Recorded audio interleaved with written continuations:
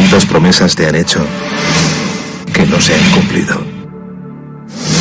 Yo no te prometo un gran sueldo. Te prometo un trabajo fijo. No te prometo que siempre sea como el primer día. Te prometo que nunca te faltarán las fuerzas. No te prometo que todos tus compañeros resistan. Te prometo que se puede llegar hasta el final. No te prometo personas importantes. Te prometo personas que no saben cuánto valen. No te prometo que vayan a hacer caso de lo que digas. Te prometo que querrás repetirlo una y otra vez. No te prometo la comprensión de los que te rodean.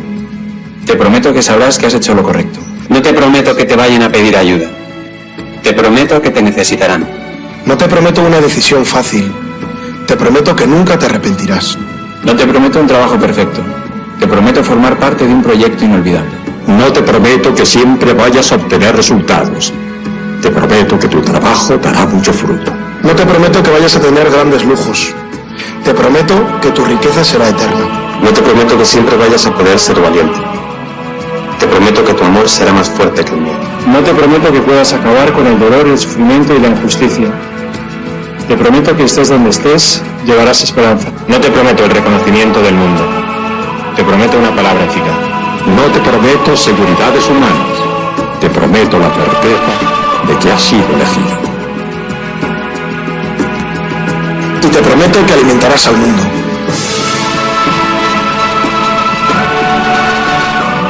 Unirás corazones. Acompañarás a los que sufren. Confirmarás a los que quieren ser fuertes. Experimentarás con ellos la verdadera alegría. Sumergirás a los hombres en la verdad. Y serás sacerdote, testigo de Jesucristo.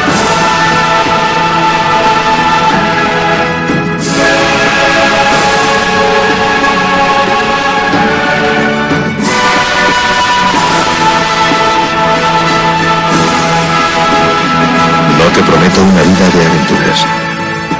Te prometo una vida apasionante.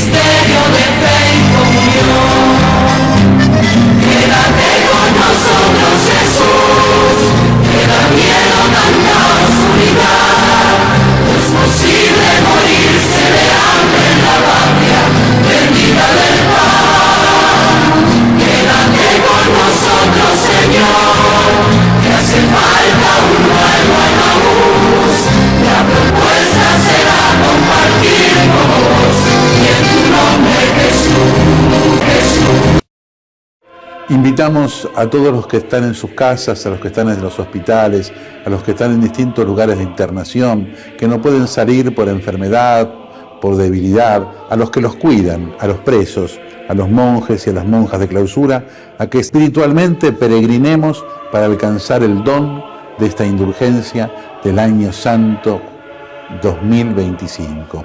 En el nombre del Padre, y del Hijo, y del Espíritu Santo. Amén. Pidamos perdón juntos. Señor, ten piedad. Cristo, ten piedad. Señor, ten piedad.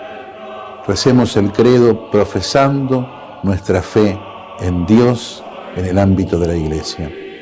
Creo en Dios Padre Todopoderoso, Creador del cielo y de la tierra, y en Jesucristo, su único Hijo, nuestro Señor, que fue concebido por obra y gracia del Espíritu Santo.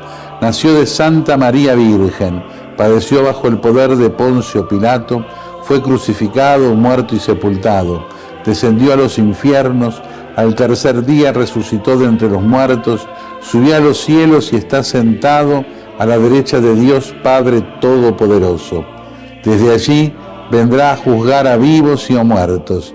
Creo en el Espíritu Santo, la Santa Iglesia Católica, la comunión de los santos, el perdón de los pecados, la resurrección de la carne y la vida eterna. Amén.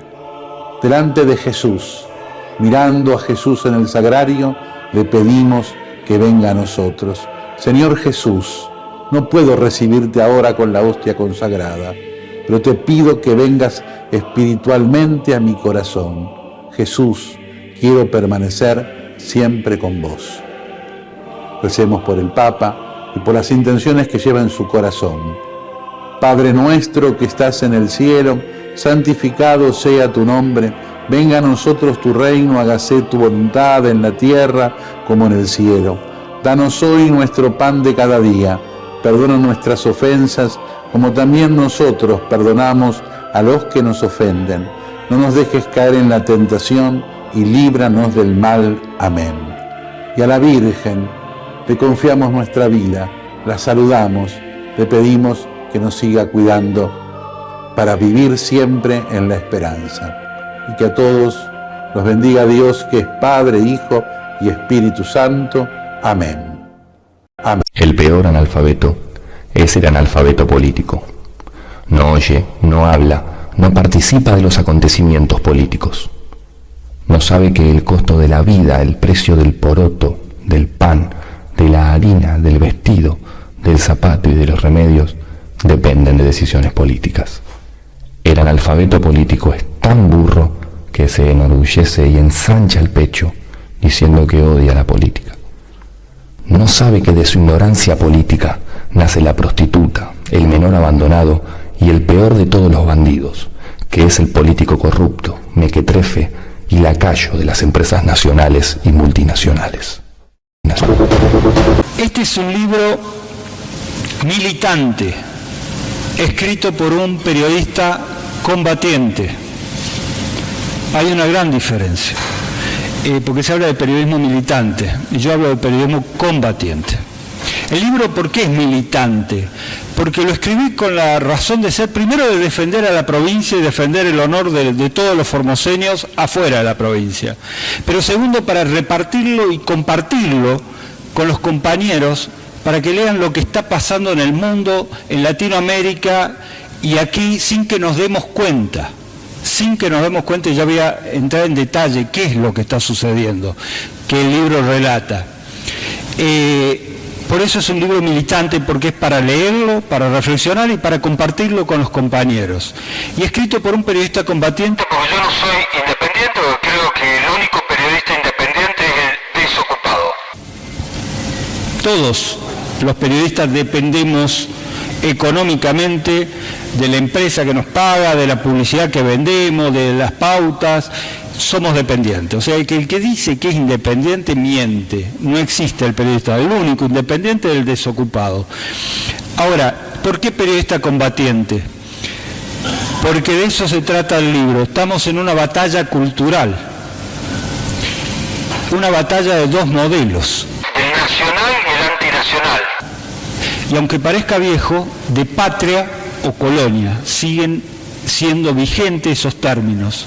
Y en esta batalla cultural, cuando uno está en una batalla y decide tomar parte de esa batalla, es un combatiente, porque es una batalla. En la batalla están los soldados, los combatientes, no los flojos, los flojitos, los neutros. Están los que se comprometen, de un lado o del otro. Yo me comprometo de este lado, del lado del nacional, del lado de las montoneras criollas, del lado de Irigoyen, del lado de Juan Domingo Perón, del lado del cordobazo, del lado del 17 de octubre, del lado de los 30.000 compañeros desaparecidos, del lado de aquel Antonio Cafiero con Luder defendiendo la democracia junto a Alfonsín cuando los cuarteles se levantaron en plena democracia, del lado de Néstor Kirchner, por supuesto, y Cristina. En ese lado estoy yo, en esa vereda. Ayer fue el Día de la Soberanía Nacional, ¿sí? La vuelta de obligado. Nosotros tenemos todos los días una vuelta de obligado. Tenemos todos los días que encadenar el río, porque esta es una lucha entre patria y colonia. Y Norteamérica, en el año 89, pensó una nueva guerra. Y esto es ya entrando en el libro. Esta nueva guerra es una guerra que fue planificada por un general de la Marina norteamericana, William Lee, con un equipo con mucha inteligencia, que ellos hacen un paneo de la historia de la guerra y van dividiendo por ciclos la guerra, y ahora estamos en el ciclo de cuarta generación, la guerra de cuarta generación, 4G. Esta guerra que ellos pensaron en el año 89, cuando acá Carlos Saúl empieza con las relaciones carnales, ¿no? Cuando se implementa el neoliberalismo en toda Latinoamérica, porque no era solamente Carlos Saúl, teníamos un contexto de neoliberalismo en toda Latinoamérica. En ese contexto los norteamericanos lanzan Internet, que para acá en esa época no sabíamos ni lo que era Internet. Pero ellos ya sabían lo que iba a ser Internet, porque ellos tienen una planificación a largo plazo. No subestimemos al enemigo, no subestimemos a los norteamericanos. Piensan a muy largo plazo el planeta, no su país, el planeta. Entonces ya pensaron en el 89 cómo iba a ser y qué impacto iba a tener Internet y las redes sociales. Antes que exista Facebook y Twitter, ellos ya lo tenían planificado y sabían cómo iba a ser. Y ellos lanzaron la teoría de la guerra de cuarta generación, que era el empleo de los medios hegemónicos en los distintos países más las redes sociales. Eso iba a generar el poder debilitar las clases políticas nacionales en cada país. Ya había habido un trabajo previo, que fue el Plan Cóndor, que hizo desaparecer 30.000 necesarios compañeros que los necesitábamos para la resistencia a la implementación del modelo neoliberal en la Argentina y en el continente, y habían hecho desaparecer eso. Al hacer desaparecer esa militancia, al vaciar de contenido los movimientos populares como el peronismo y el radicalismo en el caso argentino, lo vaciaron de contenido, lo vaciaron doctrinariamente, lo vaciaron ideológicamente, lo farandulizaron. El presidente andaba en la Ferrari, bailaba con odalisca, era el país fiestero al que nos quieren llevar de nuevo a la fiesta, al casamiento de Insaurralde con la Sirio, la cola de esta con la otra, con Redrado. Nos están queriendo llevar a lo mismo, a esa década del 90, al neoliberalismo en todo su amplio sentido. Ellos detectaron que a través de los medios de comunicación y con este vaciamiento ideológico, ellos podían ir a tomar territorios sin la utilización de los ejércitos, de los marines, de la fuerza. Y suplantan el soldado, la bala, el ejército, por un periodista, por un medio de comunicación. El soldado pasa a ser un periodista. La bala, un título, una foto, un zócalo mentiroso. Y la gente que fue vaciada de contenido nacional, que es lo que han logrado hacernos, debilitarnos nuestra conciencia nacional, en sentirnos, acá hablamos mucho del ser formoseño, de ser argentino, de defender lo nacional, de vaciar la historia, de vaciar los contenidos en las universidades. Tienen una masa crítica de gente que no tuvo participación en la política activa, no tuvo experiencia de formación política, y es el campo propicio para entrar a dominar el territorio soberano más preciado que se pueda dominar, que no es un territorio geográfico, es el territorio mental, la mente. Entrarle al argentino aquí. Todos y cada uno de los que estamos acá, si bien nos decimos militantes del campo nacional y popular, todos estamos colonizados. Todos, de una, de otra forma, mayor o menor medida, estamos colonizados. Tenemos un pequeño yanqui adentro de la cabeza. Eso han logrado durante todos estos años. Y de seguir así, no hace falta matar y asesinar a nadie para dar un golpe de Estado.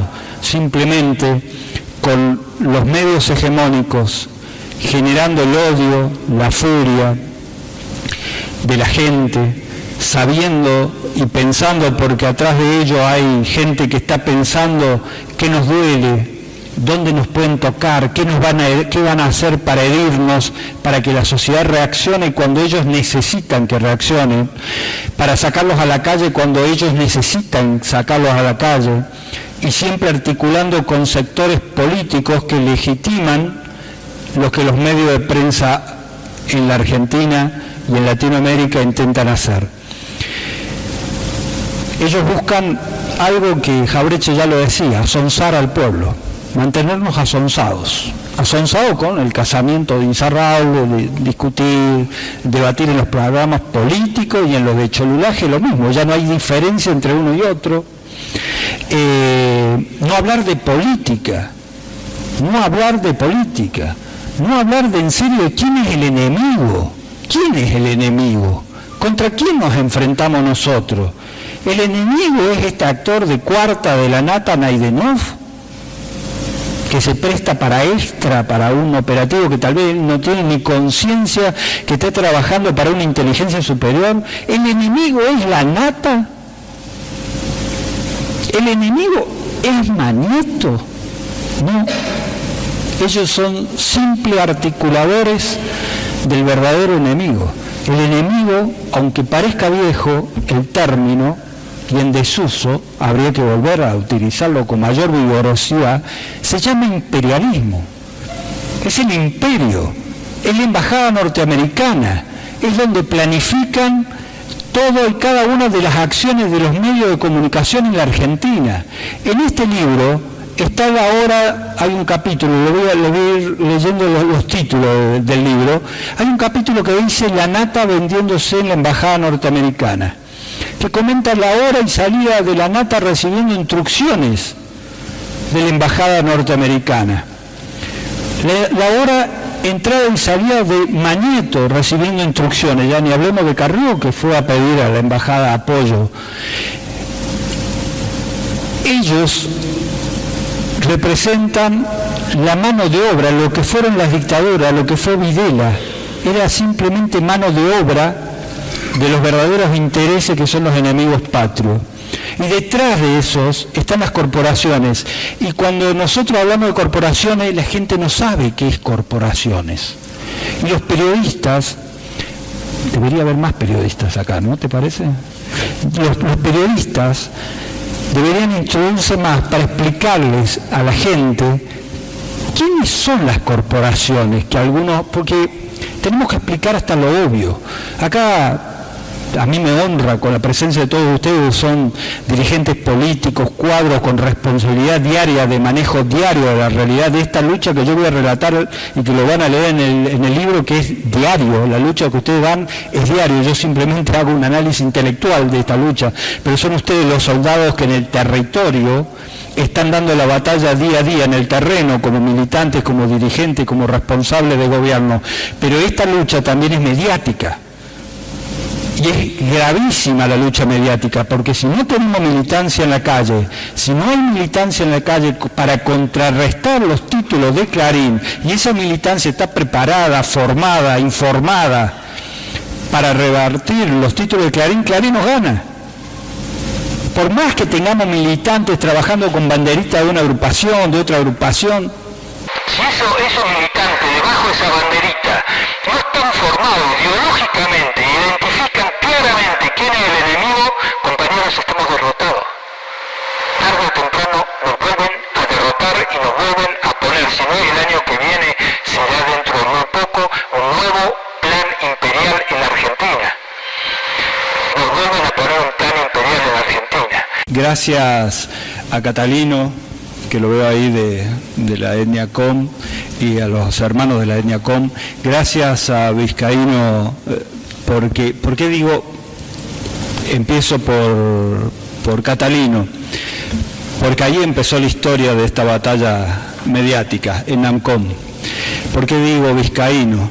Porque fue el último operativo desbaratado de la escuelita.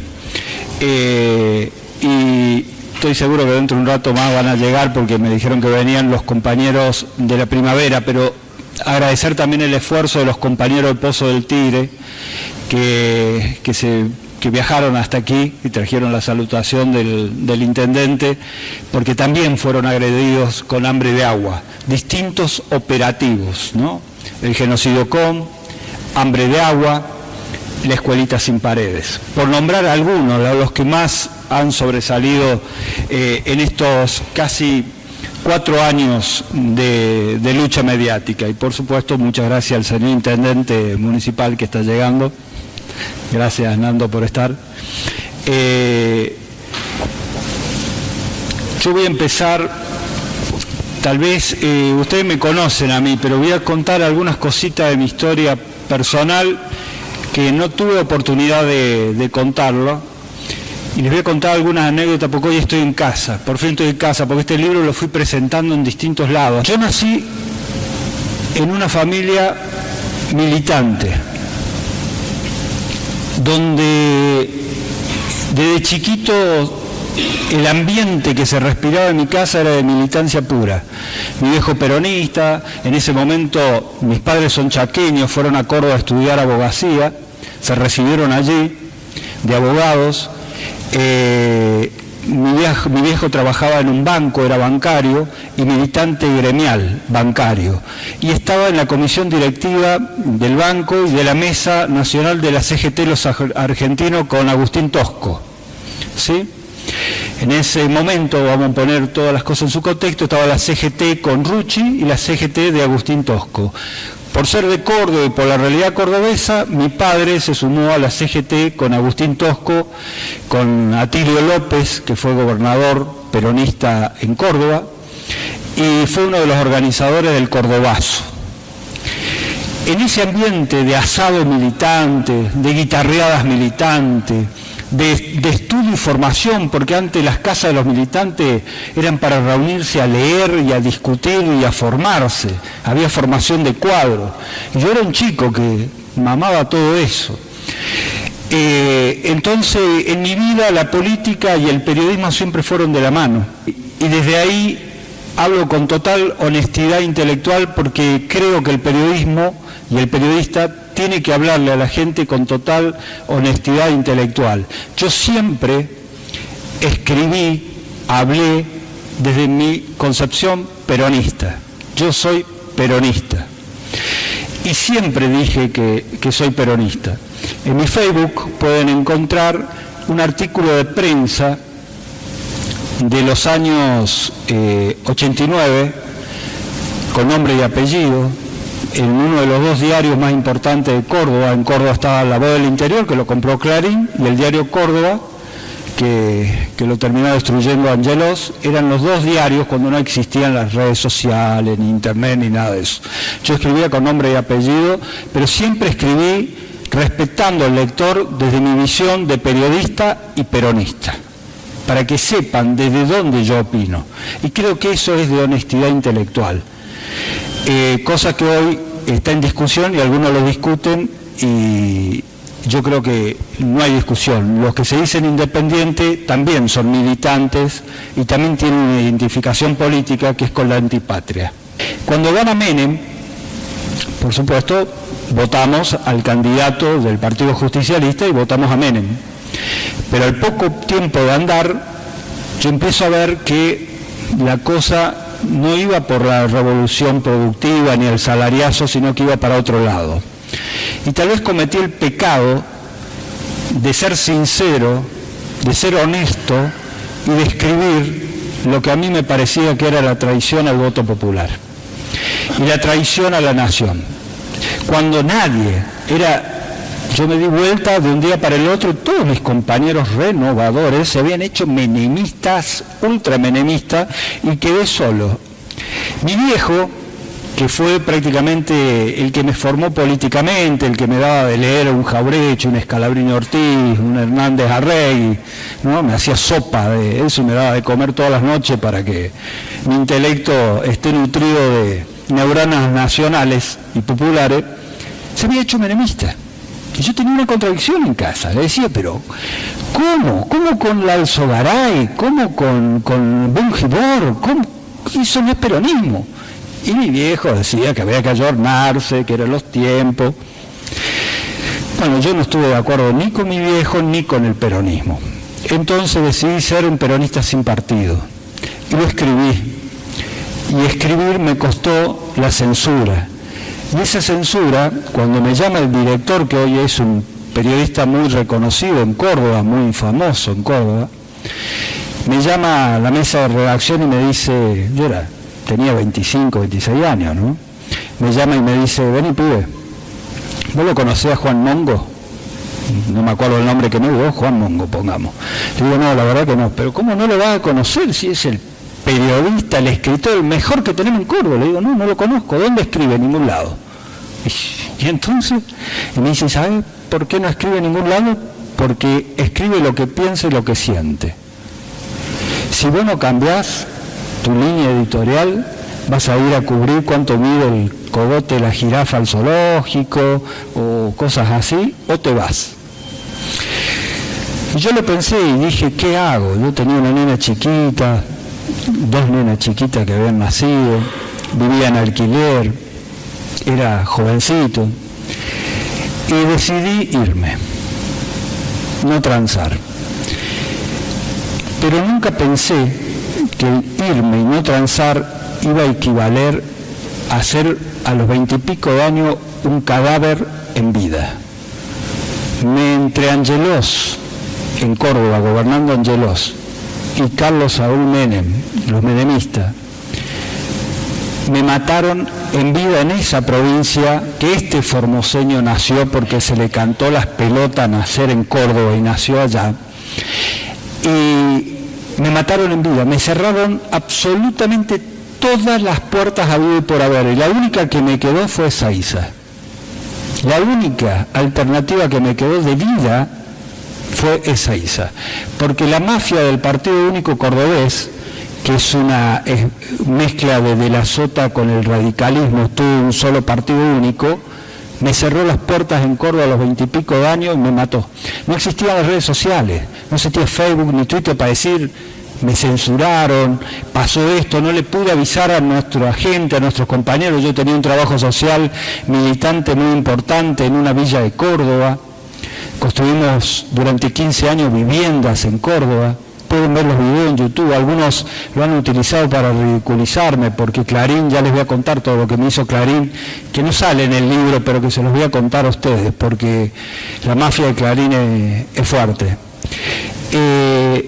Eso me ocasionó tener que optar por irme del país. Y me tuve que ir del país, y terminé viviendo en la franja de Gaza, allá en el Medio Oriente. Y allí nació mi hijo varón. Y tuve el privilegio, porque no hay, allá en Oriente dicen los que saben, los sabios de Oriente, que Dios hace todo para bien, todo es para bien, que hay veces que te pasan cosas malas y que en ese momento vos te calentás y te sentís mal, pero eso malo, después cuando lo ves en el tiempo, resultó ser que era para bien, era para que aprendas algo. Yo agradezco a la censura, a esa censura terrible, de no tener qué timbre tocar o qué puerta golpear, porque todo eso que me palmeaba en la espalda, y qué bien compañero, las cosas que escribí, qué bueno que sos, todo eso se habían borrado. No había quedado nadie alrededor mío, quedé solo en Córdoba. Yo, mis hijos y la censura. No tenía a quién recurrir. Y así terminé en el Medio Oriente. Y el Medio Oriente, gracias a la censura, pude cubrir la llegada de Yasser Arafat, ser el único argentino en la llegada de Yasser Arafat, que era como Perón cuando llegó a la Argentina. Yasser Arafat, el líder palestino, estaba en el exilio, todavía no se había creado la entidad autónoma palestina, llegaban los palestinos del exilio a su tierra nuevamente, cubrí los tratados de paz de Bill Clinton, con Isaac Rabin, con el rey de Jordania en Jordania. Tuve la oportunidad al rey de Jordania de cebarle mate, algo que está en uno de mis escritos, lo escribí en el diario La Voz del Interior, el día que el rey tomó mate. El mate, ustedes saben que es algo típico de acá, allá en Medio Oriente no se toma mate, ni mucho menos tereré, aunque sería un buen negocio llevar tereré a Medio Oriente.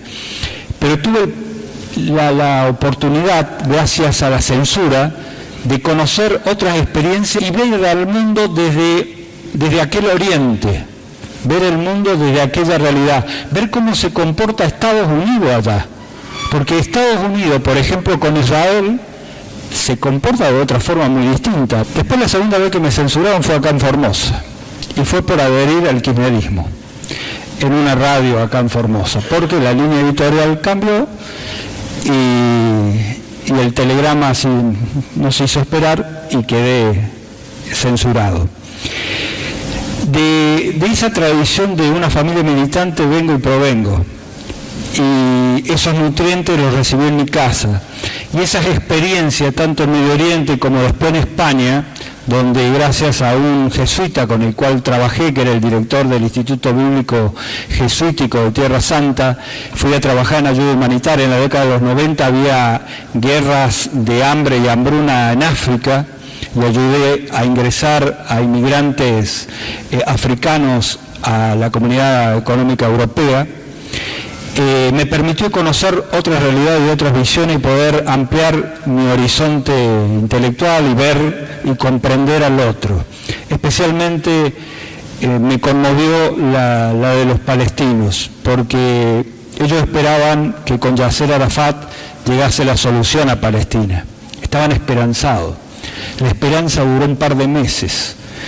En esos meses vi la corrupción de los militantes de la OLP de Arafat que llegaron y con la plata de la Comunidad Económica Europea se compraban grandes Mercedes-Benz y casas al lado del mar Mediterráneo, mientras los palestinos que se aguantaron las balas y las bombas de los israelíes en las intifadas no tenían cambio en su vida, no encontraron cambio. Y ahí es donde surge el Hamas como una organización de base muy importante, que en Occidente se la ve como una organización terrorista, se la presenta de esa forma, y si bien es cierto porque utiliza las armas, pero tiene una organización social y de militancia impresionante, que en Occidente no se cuenta la verdad.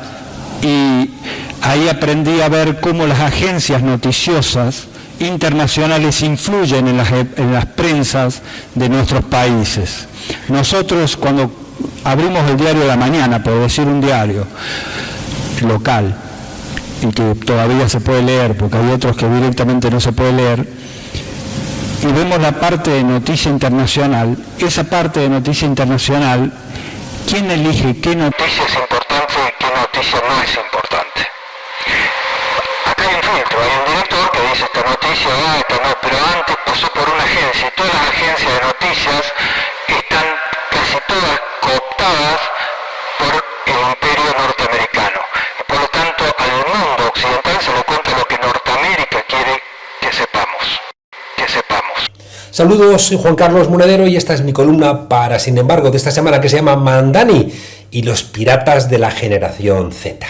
Mandani no es un pirata de One Piece, esa serie de anime de manga que llevan una bandera y que sirven los airados muchachos y muchachas de la generación Z. Mandani viene de mamar política y por eso es más esperanzador que esas explosiones de ira que, como las olas en el mar, dejan de existir cuando no hay viento. Bienvenidas sean casi siempre las protestas, pero desde la ingenuidad siempre terminan ganando los Trump. Quizá lo que más molesta de Mamdani es que devuelve la dignidad a los inmigrantes, y eso en Nueva York puede ser insoportable para algunos. Imaginen el taxista no dejándose tratar como basura, ni la que limpia la casa, ni los empleados de las tiendas, ni los trabajadores del metro, ni los operarios de la ciudad, ni los oficinistas, ni las maestras de colegios públicos, ni los que reponen en supermercados, ni los que trabajan en el campo, en la alimentación, vamos, todos los que cobran poco, trabajan mucho y que encima viene Mamdani a decirles que son personas con derechos. ¿Y de qué sirve ser rico si los criados te salen respondones? Detrás de ese 50% de votos hay un hartazgo. Mamdani ha ganado porque ha señalado a un enemigo al que la gente que sufre y la gente que no se resigna ha identificado, le ha puesto rostro y no quiere que esa gente mande. Y claro, se han puesto en marcha. Mamdani ha ganado porque tenía 100.000 voluntarios que lo dieron todo, simplemente a cambio de una esperanza. Son como aquellos 600.000 guardianes de las casillas cuando ganó López Obrador o luego Claudia Sheinbaum. Son momentos destituyentes donde nos ponemos de acuerdo para pasar de pantalla 650.000 viviendas visitadas y más de 250.000 llamadas. Eso se puede hacer, claro, con dinero, pero sale mejor si se hace con corazón.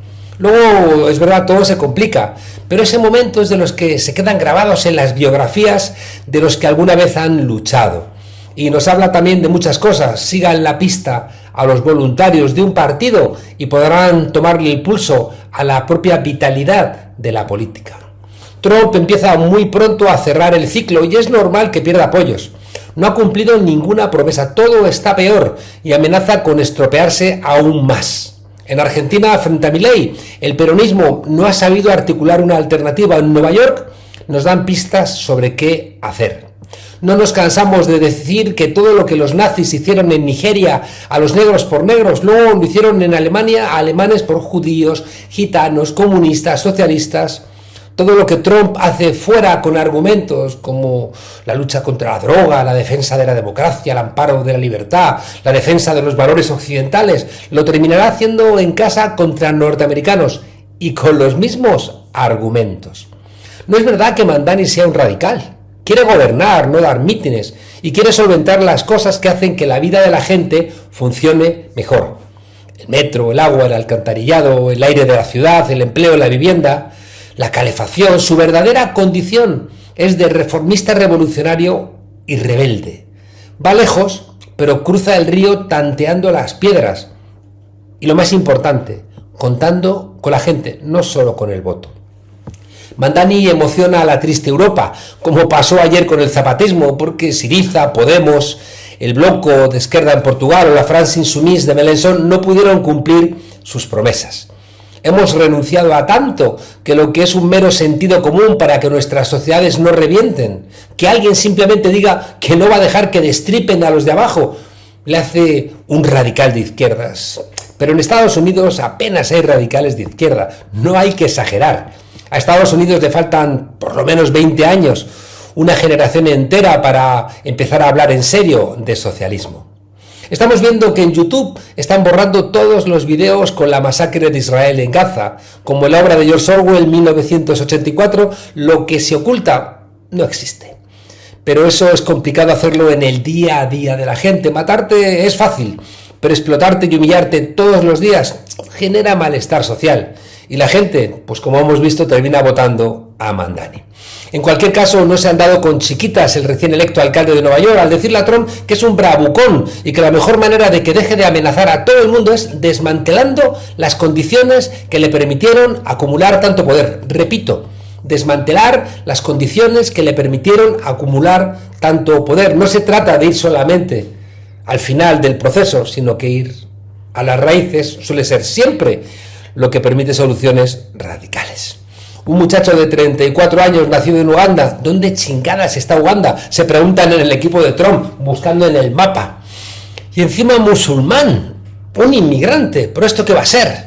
Y resulta que le ha ganado a los demócratas, a los republicanos y al propio Trump, que se implicó en las elecciones y que como buen bravucón puso en marcha sus baterías contra la elección de un disidente en la emblemática ciudad de Nueva York. Las amenazas que hemos escuchado contra México, contra Brasil, contra Colombia o contra Venezuela empiezan a sonar dentro de casa.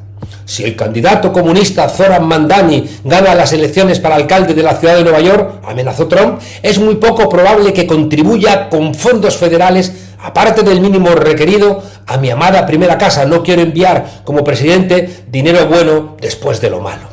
¿Cuánto dinero recibe cualquier ciudad del gobierno federal en Estados Unidos? Es una función constitucional del Congreso, del Poder Legislativo, de la que no se puede apropiar el Ejecutivo, y mucho menos ejercerla como una manera de presión política. Todo lo que patea Trump del derecho internacional en cualquier país que le desaira, también lo patea en casa. La enseñanza de Aimé Césaire: si lo consientes fuera, te regresará como un boomerang. Trump pasará por Mandami como un cuchillo caliente a través de la mantequilla, había dicho Andrew Cuomo, el antiguo candidato demócrata que obtuvo el apoyo en estas elecciones de Trump y de los republicanos para la alcaldía de Nueva York. Mucha promiscuidad. Trump, que se salta en casa todas las reglas, igual que manda asesinar a personas que se atreven a ir en lancha por el Caribe, amenazó con todo tipo de recortes del presupuesto de Nueva York, pese a ser ilegal, si ganaba el candidato demócrata, musulmán y socialista Zoran Mandami. Eso le funcionó en Argentina, dándole a Milei 40.000 millones para que ganara las elecciones y recordando que si perdía a su amigo de la motosierra, no los entregaría. En Nueva York, sin embargo, esa amenaza no ha funcionado. Las victorias de la izquierda, y esto es una gran lección, necesitan romper con lo viejo. Como se quejó Mandani que Trump, los republicanos y el movimiento Make America Great Again decidieran elegir a un antiguo demócrata, Cuomo, con tal de que no saliera vencedor alguien que no se va a poner a sus órdenes, es una señal del deterioro de los demócratas, que, como ocurre con Cuomo, están más cerca de Trump que de las necesidades urgentes que tiene el país. Con gente como Cuomo en el Partido Demócrata, en Estados Unidos habrá trumpismo para rato. Igual que en otros países, la ausencia de una oposición clara y bien organizada es la garantía de que los que destrozan sus países sigan teniendo apoyo popular. Y no nos engañemos, en Argentina solo el 27% del padrón electoral, ni siquiera 3 de cada 10, han apoyado en las últimas elecciones a Milei. La pregunta es, ¿qué está haciendo el otro 83% de los que podrían con su voto salir de la necropolítica libertaria argentina que mata a enfermos, a pensionistas, a pobres, a precarios? Como decía, la agenda de Mandani tiene más que ver con el New Deal de Roosevelt de los años 30 que con la Rusia de Lenin. En vivienda, congelamiento de alquileres, construcción de 200.000 viviendas que se deben rentabilizar en 10 años, creación de una oficina municipal que sancione a los propietarios abusivos y que organice el congelamiento de los precios. Claro, es evidente que ahí las plataformas que apoyaron a Trump pues no van a estar de acuerdo. Airbnb, ¿cómo va a estar de acuerdo? Si va a tener que redistribuir renta y ganar menos para que los neoyorquinos tengan una vivienda donde vivir. También ha planteado crear supermercados municipales en cada distrito, sin fines de lucro, de manera que haya alimentos baratos y que no paguen alquileres, para que realmente puedan dedicar ese dinero que no gastan en pagar abusivos alquileres en reducir los precios y al final garantizar la calidad en los barrios populares. También políticas de empleo y de transporte público gratuito. Si es que el transporte es uno de los elementos centrales para que la vida no se convierta en un infierno, no solamente por la calidad, sino también por el precio abusivo, que la gente a veces tiene que ir en bicicleta, no porque sea saludable, sino porque no puede permitirse ningún otro tipo de transporte. Y ahí aparece claro los autobuses y parece evidente el aumento del salario mínimo a $30 la hora hacia 2030. En fiscalidad, claro que plantea posturas que pueden parecer radicales a los que quieren ser cada vez más ricos, porque es que sin redistribuir la renta, ¿cómo van a funcionar las cosas? Por tanto, hace falta una reforma impositiva progresiva, con mayores cargas para las grandes corporaciones y las fortunas, y que se destina a financiar vivienda, transporte y servicios públicos. La gente que gana más de $1 millón tiene que compartir con nosotros, si no, nos encontramos con que ese 1% que se ha llevado casi la mitad de toda la riqueza en los últimos años será cada vez más rico a costa de que los pobres sean cada vez más pobres. Como una bestia negra de Trump y de las empresas de energía, Mandani también ha planteado justicia social y ambiental, expansión del cuidado infantil universal y programas de Green Schools con paneles solares y espacios verdes en las escuelas públicas. Ya digo, un reformismo que tiene un horizonte revolucionario y que se construye de manera rebelde con el apoyo de la gente. Estados Unidos plantea gente como Bernie Sanders, cada vez se parece más al Imperio Romano en su decadencia, poco antes de que los bárbaros, que venían con otro proyecto civilizador, entraran en Roma. Mientras empleados federales, no pobres, sino empleados federales de la administración, hacen cola en bancos de alimentos para poder comer, Trump ha gastado 3,4 millones de dólares, 3,5 millones de dólares de los contribuyentes en una fiesta de Halloween inspirada en el gran Gatsby. La pobreza, decía alguien pensando dialécticamente, existe no porque no podamos alimentar a los pobres, sino porque no podemos satisfacer a los ricos, porque los ricos son insaciables. Y eso es lo que le ha contado Mandani a los neoyorquinos. O paramos a los insaciables, o los insaciables van a terminar devorándonos.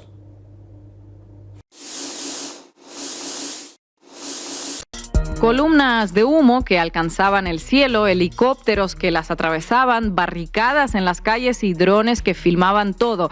Vehículos blindados, ráfagas de ametralladora y 2.500 efectivos policiales desplegados.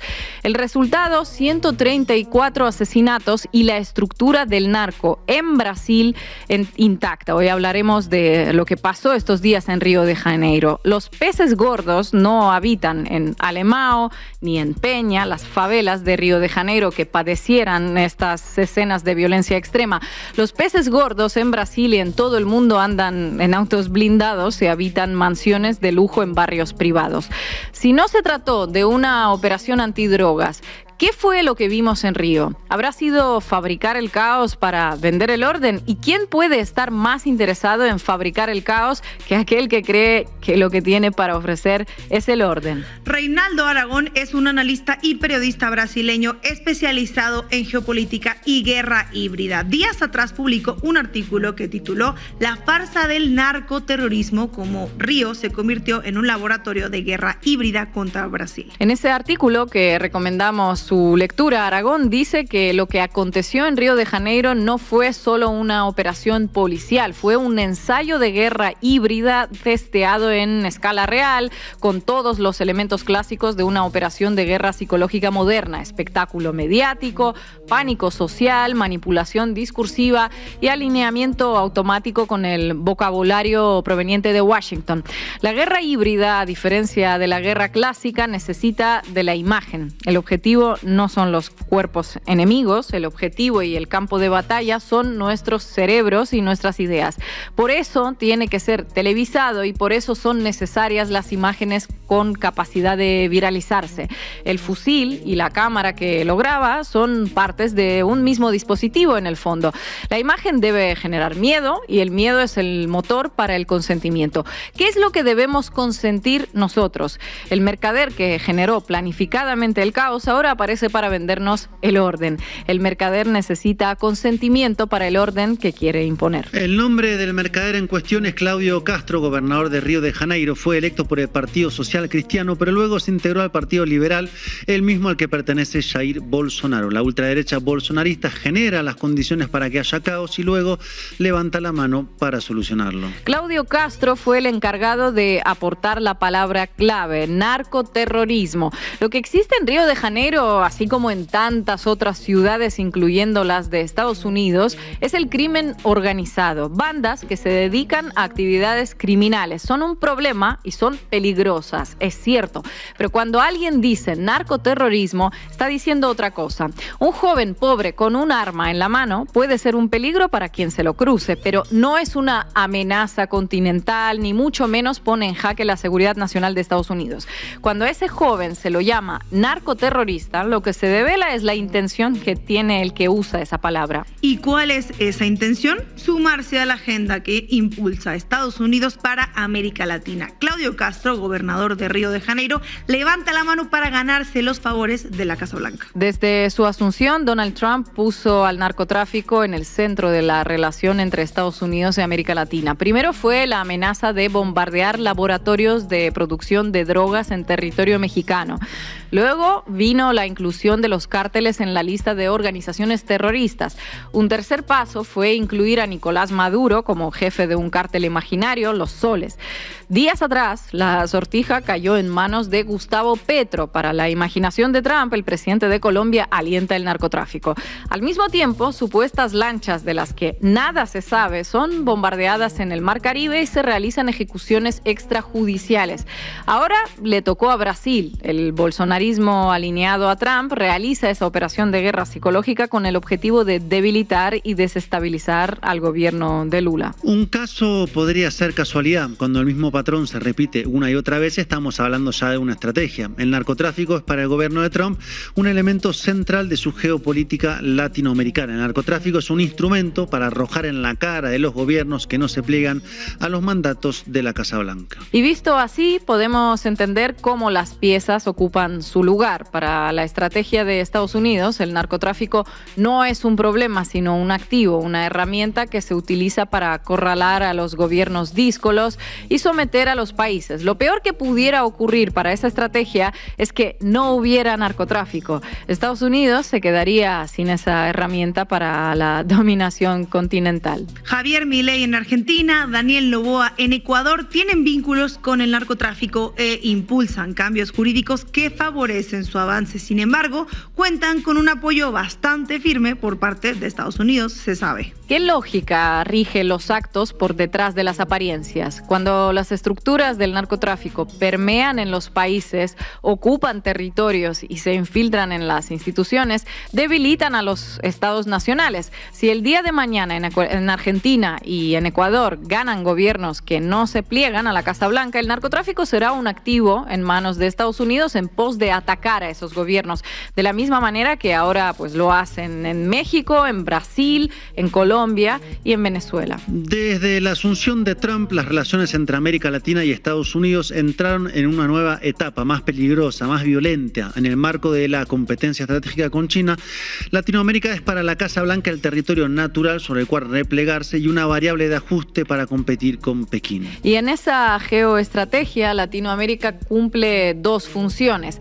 La primera es ser proveedor de materias primas y la segunda es abastecer de mano de obra barata y ser sede para la radicación de empresas estadounidenses en sectores de bajo valor agregado. La relocalización de industrias que en las décadas de los 80s, 90s y 2000 se dirigió desde Estados Unidos y Europa a los países asiáticos comenzó a invertir el rumbo. El nearshoring, el acortamiento de las cadenas de valor, busca que el abastecimiento del mercado estadounidense se realice en zonas pues, más cercanas, más fáciles de proteger en caso de un enfrentamiento militar. El ejemplo es México. Mientras Estados Unidos disminuye su comercio con China, aumenta el intercambio con nuestro país. Uno de los debates que se está produciendo, de hecho, en este momento en Argentina es revelador de esta dinámica que mencionas.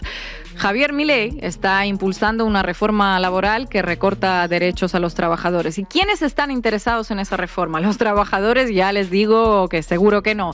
Además de los empresarios más importantes de Argentina, el recorte de derechos laborales es parte de la agenda que impulsa Estados Unidos. Bajar salarios para que las multinacionales puedan explotar una mano de obra barata para competir con las empresas chinas.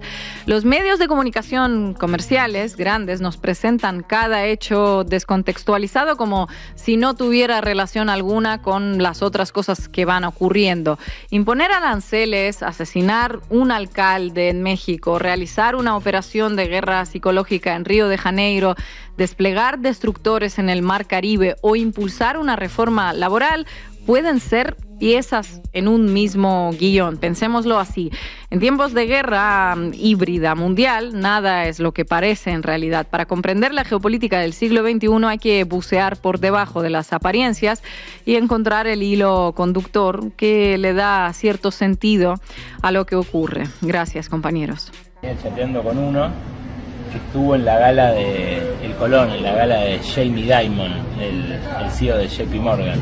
Me decía que Dimon estaba muy optimista, pero no solo con Argentina, con toda Latinoamérica. La que vendía ahí, el CEO del JP Morgan, es que Trump lo que quiere hacer es que todo lo que Estados Unidos trae de China, o buena parte de lo que Estados Unidos trae de China, se empiece a hacer acá en Latinoamérica. Y que esa va a ser la prenda de cambio que les ofrezca a los gobiernos de derecha que vayan asumiendo. Ya lo tiene Milei, lo blindó a Milei, ganó en Bolivia también la derecha, que destronó al MAS, ahora esperan que gane en Chile, y con eso, y esmerilándolo a Petro para que vuelva a la derecha también a Colombia, creen que ya tienen más o menos todo atado. El problema es Lula, y ahí es donde entra todo este escándalo de la semana, la masacre de Río y demás. Bueno, ahí no lo vas a creer, pero también influyó el triunfo de Milei, porque el tipo que manda a los milicos, el bolsonarista, el gobernador del estado, lo hace para llamar la atención de Trump. Bueno, en eso también ven los banqueros, los dueños acá, que hay una avanzada de Trump para coronar en toda Sudamérica. Como dijimos, Sabrina Selva y Juan Marino, diputados ellos, ambos. ¿Cómo les va? ¿Qué tal? Buenas tardes. ¿Cómo estás? Bien, ¿Cómo un andás, gusto, Mauro? ¿eh? Bien, ¿Qué haces, por la Juancito? invitación. No, gracias a ustedes, porque la verdad que el laburo que vienen haciendo, mucho más silenciado en términos periodísticos que tantos otros, que también tienen su mérito, pero uno entiende que porque no conviene que se hablen de estas cosas, nosotros venimos dándole toda la difusión en todos los medios en los que estamos.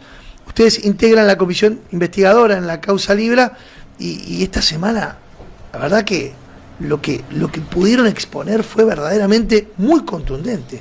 ¿Por qué no se lo explicas o no se lo explican? Venimos de varias semanas. Sí, pero hasta la semana pasada vinimos acompañándolos y relatando y contándolo. Esta semana no llegamos a hacerlo ayer, y por eso la idea era invitarlos para que lo cuenten. Y está bueno porque el 18 vamos a hacer la presentación del informe final de la comisión investigadora, entonces acá ya podemos hacer un adelanto en principio de algunas de las conclusiones preliminares que sacamos gracias a todos los elementos que obtuvimos, y lo que estaríamos es frente, en principio, a una asociación ilícita, porque la estafa Libra no fue un hecho aislado.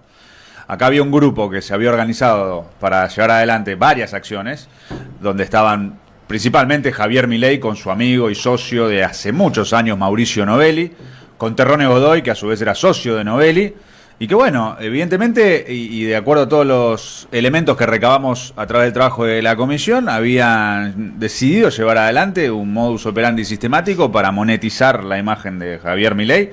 Y lo de Libra fue el sumum, fue la expresión máxima de eso con el tuit fijado de Javier Milei. Pero nosotros descubrimos billeteras en nombre de Novelli y de Terrone Godoy, que tienen transacciones en dólares entre ellos. Descubrimos que transaccionaron la moneda digital de Keep Protocol de este sujeto Julián P., que se había sacado fotos, que se había reunido con Milei en el Tech Forum. Descubrimos también movimientos en la blockchain que coinciden exactamente con notas periodísticas que hablan de un contrato que habrían firmado Novelli, Milei, Hayden Davis para monetizar la imagen de Milei, un pago de $300.000, otro pago de $250.000, y parte de esa plata nos consta fehacientemente que fue a Mauricio Novelli. Entonces, bueno, tenemos elementos muy contundentes que las hipótesis preliminares que nosotros teníamos a la hora de empezar a trabajar con la comisión se vieron confirmadas, y no solo eso, sino que muchísimo más. Sí, Sabrina, sí. Sí, no, un poco, Mauro, completar, más allá de que hizo un excelente resumen, Juan. Creo que lo trascendente hasta acá es que la comisión investigadora estuvo funcionando, que la prueba que nosotros aportamos es contundente, es trascendente para la investigación, lejos de ese relato que intentaron construir, que la idea de la comisión era tratar de obstruir la investigación judicial. Lo único que hicimos hasta aquí es abonar a esa investigación judicial que está en manos del fiscal Tayano hace meses, esos movimientos que mencionaba Juan, que son de la billetera de Mauricio Novelli, a raíz de los movimientos que pudimos confirmar, esto que informamos esta semana, que tiene que ver con ese acuerdo de cooperación del que hablaba un periodista de investigación de nuestro país, Hugo Alconada-Mon, en su investigación que viene llevando en el Diario de la Nación. Nosotros logramos, a raíz de procesar esa información que obtuvimos en el mes de septiembre, con mucho trabajo y también con el apoyo de muchos especialistas, fue lograr confirmar que esos datos que surgen de ese contrato al que hacía alusión ese periodista son certeros, están trazados en la blockchain, y hemos podido trazar esas transferencias, y trazamos que de esas transferencias de la que habla ese acuerdo de cooperación, ya tenemos confirmado que uno de los gestores de la estafa, que es Mauricio Novelli, ya recibió más de $30.000 de esos montos de los que habla ese supuesto acuerdo de cooperación, que el periodista afirma haber tenido a la vista. ¿La justicia colaboró con ustedes? ¿Colaboró con la comisión? No. ¿O cómo fue el vínculo de la comisión con No, la verdad que no. Nosotros incluso dejamos en reserva en la última reunión de comisión la posibilidad de denunciar tanto al juez federal Martínez de Giorgi como al fiscal Eduardo Tayano por obstruir nuestra facultad de investigar que tenemos nada más y nada menos que en la Honorable Cámara de Diputados de la Nación, porque nos negaron el acceso a la causa judicial que el mismo juez Martínez de Giorgi, en una audiencia que participamos junto con Juan y los miembros de la subcomisión, él se había comprometido a brindarnos acceso y por eso después avanzamos en pedidos específicos de información. Y también el fiscal Tayano, que nos negó la posibilidad constantemente de que los funcionarios vayan a declarar, por ejemplo, otorgándonos el auxilio de la fuerza pública, ¿no?, para que lo hagan. Ahora, uno ve que el Congreso se mueve de manera muy rápida con respecto a esto y la justicia no, más allá de obstruir. Estas pruebas que ustedes tienen, ¿pueden ser pruebas judiciales? Sí, ya se las mandamos. Ya Poder Judicial. Nosotros resolvimos en la comisión mandarle todo lo que nosotros encontramos a Tayano. De hecho, todo surge a partir de una filtración que hace Tayano a través de algunos medios sobre una billetera de Terrones Godoy y de Novelli en el mes de agosto. Nosotros, frente a esa filtración, empezamos a investigar junto con los expertos técnicos que mencionaba Sabrina, los movimientos que se derivaban de la billetera, y empezamos a encontrar una billetera de Binance de Novelli, una billetera de Gaytío de Terrones Godoy, esta billetera de Solana que recibió los $550.000, que según Fernando Molina, que es un experto extraordinario en análisis de blockchain, todo indica que sería de Terrones Godoy. Todo eso lo descubrimos nosotros gracias a algo que Tayano ya tenía desde hacía meses. Claro, ¿hasta dónde puede hacerse la distraída la justicia o puede seguir haciéndose la distraída? Bueno, acá evidentemente hay un acuerdo de impunidad. Por eso se sienten tan impunes como para no venir a testimoniar frente a la comisión los funcionarios políticos, y por eso los funcionarios judiciales piensan que con total impunidad pueden no colaborar con nosotros y entorpecer el ejercicio de nuestras facultades constitucionales. De hecho, hubo una gran diferencia en la comisión, que fue el juez Ramos, que cuando nosotros le pedimos el acceso a la causa de Libra 2, ¿se acuerdan el tuit de Expert que había dicho que lo habían hackeado?